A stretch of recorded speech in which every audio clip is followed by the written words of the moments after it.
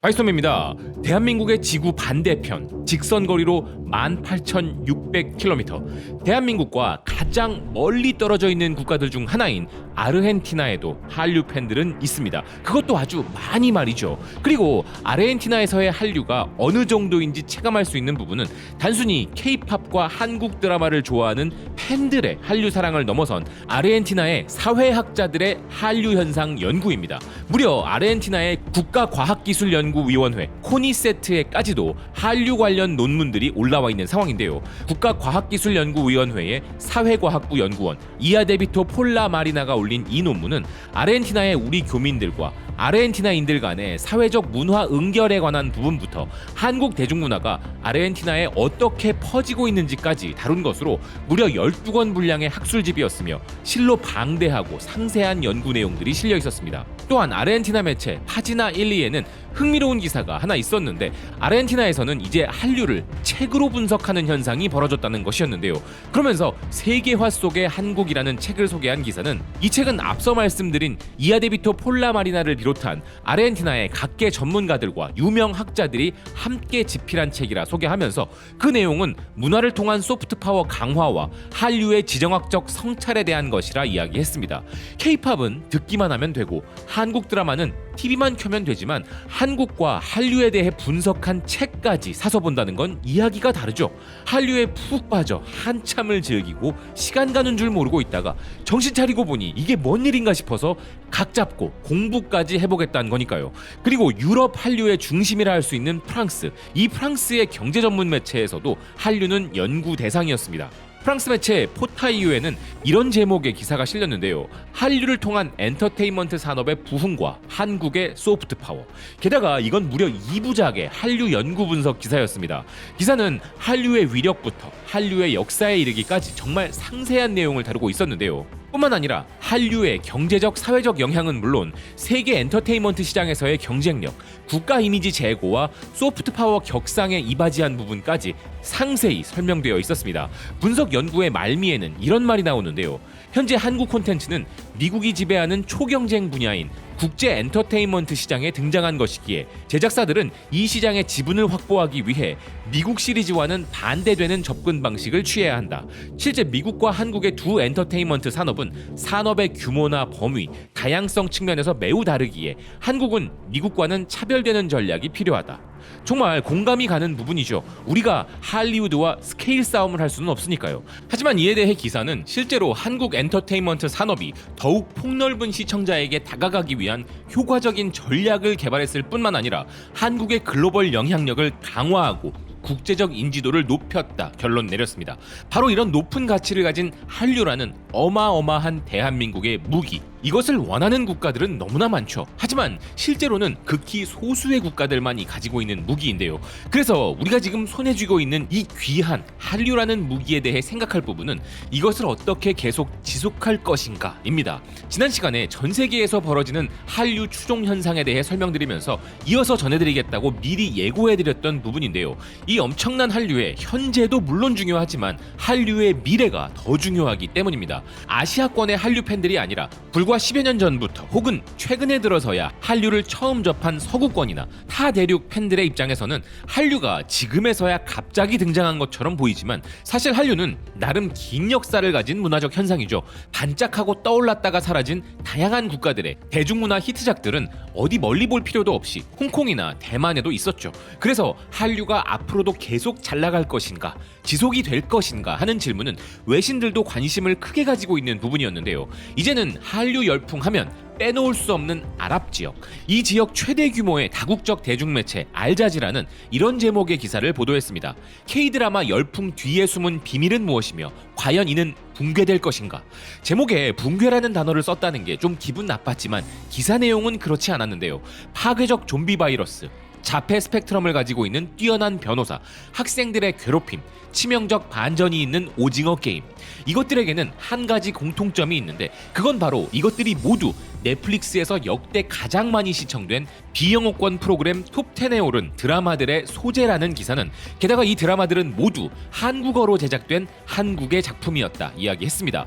이라크에서 인도, 멕시코에서 모로코에 이르기까지 한국 드라마는 시청자들의 마음을 사로잡았고, 더 많은 한국 드라마를 제작하기 위해 넷플릭스는 수십억 달러를 투자하고 있으며, K드라마의 인기는 서구가 지배하는 초국적 대중문화에 대한 중요한 반대 양상의 흐름을 나타내는 현상이라는 것이었습니다. 그러면서 기사는 K-팝, 한국 영화와 함께 폭넓게 움직이고 있는 한류의 인기의 물결 속 K-드라마가 전 세계적 블록버스터가 되는 비결과 그 미래에 대해 주목했는데요. 우선 K-드라마는 사려 깊은 인간 중심의 고품질 스토리텔링과 다양한 사회적 주제와 메시지를 기반으로 주로 여성들의 공감을 불러일으킬 수 있는 방식을 갖고 있다는 기사는, K-드라마는 미국 드라마들과는 달리 미학적 세부 사항에도 주의를 기울인다면서 그 대표적인 것이 오징어 게임의 녹색 운동복이라 할 수 있는데, 실제로 대부분의 K-드라마들이 이런 부분을 세심히 다룬다고 평가했습니다. 그리고 넷플릭스 이전에도 이미 한류에 투자한 국가들이 있었다는 기사는, 일본에서 한류가 시작되면서 일본의 기업들이 한국에 투자를 한 바 있었고,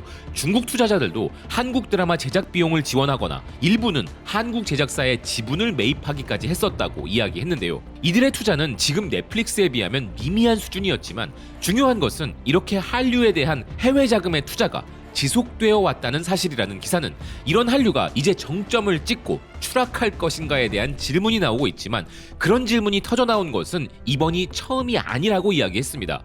과거 2000년대 중반에도 막대한 수출을 하던 한국 드라마들에게 중국의 보호무역주의 반발로 인한 위기가 닥친 바 있었다는 기사는, 이때 중국에서는 한국 드라마 열풍에 대해 문화 침략이라고 정의 내리는 배우까지 등장하여 한류에 대한 저항과 중국 작품 시청을 촉구하는 운동이 일어나 한류가 끝날 줄 알았지만, 2009년에 다시 부활한 한국의 대중문화는 지리적으로도 중국과 같은 아시아를 벗어난 한류 2.0 시대를 맞이하였다는 것이었는데요. 이때부터는 한국 드라마를 온라인을 통해 자막으로 볼 수 있게 된 것으로 인해 한국 드라마들은 위성 TV 채널 중계자들에 대한 의존성이 줄었다고 설명한 기사입니다. 그때부터 한류의 인기는 아시아 방송국들의 영향력보다는 소셜미디어와 인터넷에 의해 주도되기 시작했으며, K-팝 공연 클립들도 인터넷을 통해 널리 공유되면서 도리어 한국 문화 수출 지역의 범위가 확대되었다는 것인데요. 하지만 여전히 일본은 한국 드라마의 최대 수출 시장 중 하나였던 그때, 이명박 대통령이 독도를 방문하여 일본과의 긴장을 고조시키면서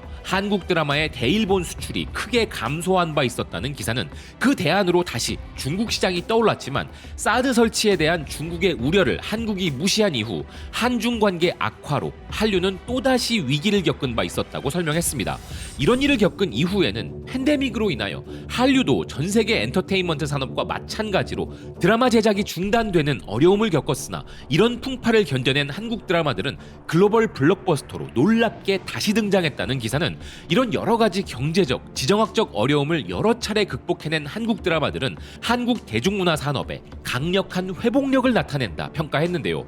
비록 여전히 한국 엔터테인먼트 산업에게는 해결해야 할 과제가 남아있지만, 지정학적 위기와 경제적 위기, 팬데믹이라는 인류의 대재앙 가운데서도 끝없이 되살아난 저력 있는 한류는 무서운 회복력을 가지고 있기에 결코 하루아침에 무너질 물결이 아니라는 것이었습니다.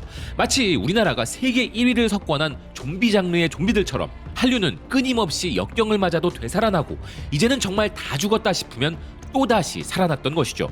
이와 유사한 이야기는 일본에서도 등장하고 있는데요. 한류가 끊임없이 지속 가능할 것이라고 일본이 생각하고 있는 이유는 자신들이 지난 20년간 직접 체험해 보았기 때문이었습니다. 일본의 통신사 47뉴스는 한국 드라마는 왜 세계적 히트를 연발하고 있는가 라면서, 겨울연가가 일본에 방영된 것이 벌써 20년 전이고 이제 한국 드라마는 일본을 넘어 전 세계적 인기를 자랑하고 있는데, 이 한국 드라마의 성공에 대한 궤적을 따라가 보면 결코 순풍만 불어왔던 만선의 연속이 아니었다 이야기했는데요. 이 기사 역시도 알자지라와 같은 관점으로 한류의 역사를 조명하고 있었습니다. 기사는 한류가 정치적 폭풍에 빠졌을 때도 도전과 진화를 계속해왔다면서, 일본에서는 겨울연가 열풍 이후 한류 드라마의 폭발적인 붐이 시작되면서 배용준, 장동건, 이병헌, 원빈이라는 한류 4천왕이 등장했고, K-팝에서는 동방신기와 소녀시대, 카라 등의 K-팝 인기가 불었는데, 이명박 대통령의 독도 방문으로 한국 드라마 수출이 급격히 줄어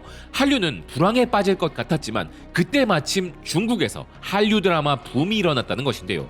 허나 중국에서의 호경기도 사드 배치로 인해 오래 지속되지 못했는데, 이때 또다시 넷플릭스가 등장하여 매년 수백억 원 규모의 비용을 쏟아부어 한국의 우수한 인재를 확보해 오리지널 콘텐츠를 제작하기 시작했고, 그것을 전 세계에 전달하기 시작했다는 기사는 넷플릭스로 인하여 사랑의 불시착이 일본에 상륙하여 다시 한국 드라마 붐이 시작되었으며, 비로소 아시아를 넘어 국제적으로 확산이 되었다는 것인데요.